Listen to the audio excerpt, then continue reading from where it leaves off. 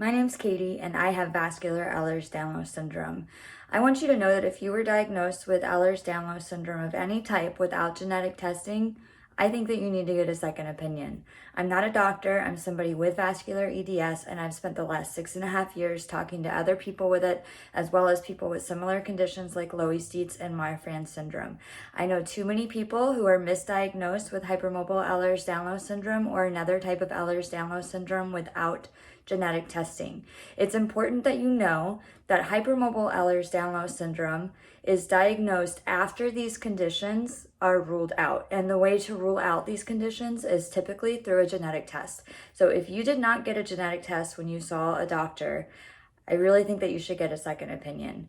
Why this matters is because vascular Ehlers-Danlos syndrome, Marfan syndrome, and Ehlers-Danlos syndrome are associated with aortic dissections, aortic aneurysms.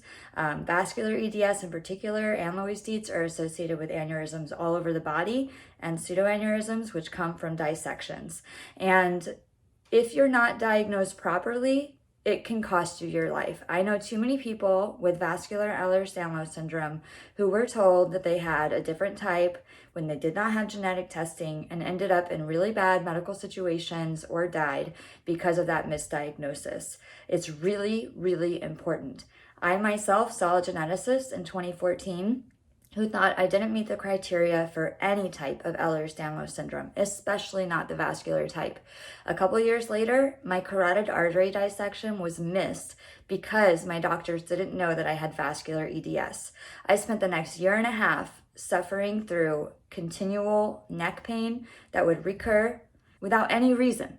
It would just suddenly come on, spontaneous, serious pain, and I didn't know that I had a carotid artery dissection. I went through PT, chiropractic care, I ended up in a pain management clinic, all before my vascular Ehlers-Danlos syndrome was diagnosed and before anybody had looked at my arteries.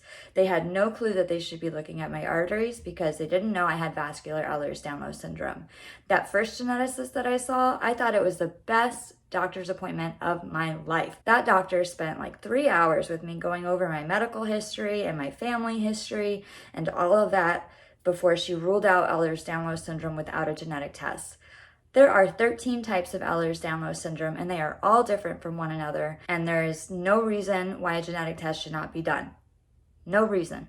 That is my personal opinion. Again, I'm not a doctor, but I know too many people who have died or have suffered serious complications from not knowing this information and not getting that genetic test. And I'm frankly tired of it. So if you're watching this video, please share this. Ehlers-Danlos syndrome has become a lot more well known. Several people have come out in media, and famous people have come out as having Ehlers-Danlos syndrome. And we don't know what type they have because generally they don't announce it.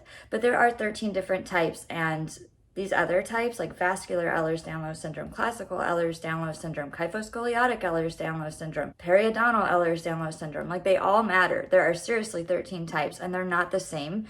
And any doctor that tells you that they are the same condition doesn't know what they're talking about. Thanks.